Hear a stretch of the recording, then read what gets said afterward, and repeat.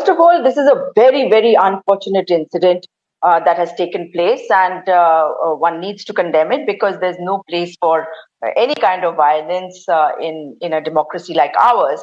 However, from information which is breaking through various news channels, it's not really clear as to what exactly has happened. Now, the story is completely different. However, I do believe that it was a tussle between Mr. Abhijit Gangopadhyay and Mr. Kalyan Banerjee of the TMC. So it is for the TMC to answer that. But why do you think this is happening? Isn't it, does it not raise a question about why he could have been incited to such a situation? And why is it that we are not talking about the reason why this has happened? Because from what I have heard and what I have read on the internet, because nothing is available otherwise, I find that it was actually Mr.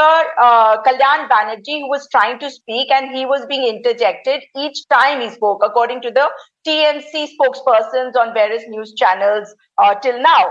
But, the reason why this is concerning is that the government is responsible for making sure that everybody is on board. The opposition members have been saying, and rightfully so, that this is to target a particular community, knowing fully well what is happening in Baraj, what is happening in Uttarakhand. So there could have been a situation which escalated to this level. But my last point is that when you talk about Mr. Abhijit Gangopadhyay, we must not forget that he is that same person who was a judge in the High Court at Calcutta. And look at the way how he joined the BJP. So we can always understand the kind of judgments he must have given before that. And his name coming in this is something which is a matter of concern. And the fact that Mr. Kalyan Banerjee has got hurt, what has incited him, only he can tell. I don't think any one of us will. Sujata Paul, I have similar question to ask of Rajiv Pandey, the concerns that you have raised. But my question at this point, Sujata Paul,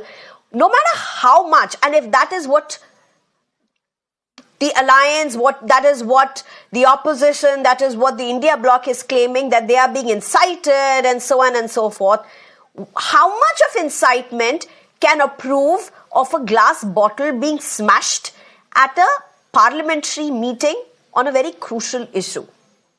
Nothing can, there can be no justification for what has happened. And that is what I'm saying, that it is the responsibility of the government to ensure that such a situation doesn't happen. But when the question being raised is on the kind of consultative process which is being undertaken by this particular JPC, I'm sure that there is more to it than meets the eye, because what happens inside a JPC is not for all of us to know unless we are told. What Mr. Jagdampika Pal is saying, he hasn't mentioned. Okay, let me just go across to Rajiv Pandey.